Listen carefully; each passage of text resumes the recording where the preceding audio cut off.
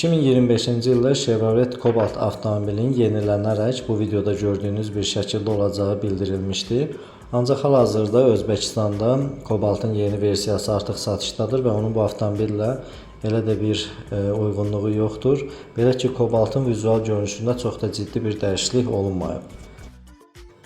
Cobaltın xarici görünüşündə əsas dəyişikliklər ondan ibarət olub ki, artıq avtomobilinin ön farası və arxa farasında qara işləmələr var. Eləcə də yan güzgülər, arxa nömrə üzərindəki kant və disklər artıq qara rəngdədir.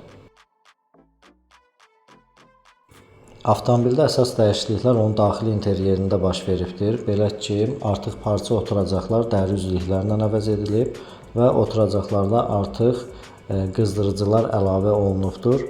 Eləcə də multimedia sistemi monitorla əvəzlənib. Bu monitor Android Auto, CarPlay proqramlarını dəstəkləsə də arxa görünüş kamerası ilə təchiz olunmayıb. Onu sonradan yenidən istifadəçilər özləri əlavə etməli olacaqlar. Eləcə də avtomobilin sükanında xrom rəngli bəzəkli işləmə artıq qara rənglə əvəz edilib və sükana cruise control və multimedia funksional düymələri zavod tərəfindən əlavə olunub. Avtomobilin ön paneli bir çoxlarının xoşuna gəlmirdi. Belə ki, onun motosiklet panelinə bənzədənlər də çox idi. Artıq həmin rəqəmsal tablo analoq tablo ilə əvəz olunub. Bu tablonu əsasən Chevrolet Tracker avtomobilində görmək mümkün idi. Ancaq bu tam olaraq onun özü deyil, onun bir oxşarıdır. Belə ki, bu tabloda da yenidən mühərrikin soyutma sisteminin temperaturuna nəzarət etmək mümkün deyil.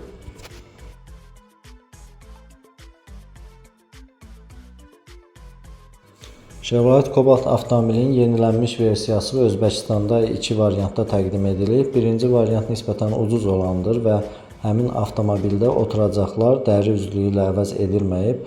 Eləcə də xarici görünüşündə bayaq sadaladığımız ön və arxa fara, avtomobilin diskləri və güzgüləri qara rəngli işləmələrlə əvəz olunmayıbdır. Digər versiyada isə bunların hər biri mövcuddur və bütün bunları nəzərə alaraq Özbəkistanda Chevrolet Cobaltın qiyməti 13-14 min dollar aralığında hal-hazırda dəyişməkdədir. Mühərrik nahiyəsində də bir sıra kiçik dəyişikliklər ediblər. Belə ki, yeni Chevrolet Cobaltlar artıq qazla daha rahat işləyəcəklər. Əylət sistemində yaxşılaşdırılması üçün də müəyyən tədbirlər görülüb və artıq Euro 5 standartının tələblərinə cavab verən bir avtomobilə çevrilib. Bir sıra yeniliklər etməyinə baxmayaraq, Chevrolet zavodu yenidən öz dəsti xəttinə sadiq qalıb və Cobalt avtomobilində baqaj açma düyməsini yeni modellərdə də yerləşdirməyib. Əvvəlki Cobaltlarda olduğu kimi yenilənmiş Chevrolet Cobaltlarda da qol altı zavod tərəfindən nəzərdə tutulmayıb. Onu da sonradan istifadəçilər özləri alaraq quraşdırmaq məcburiyyətindədirlər.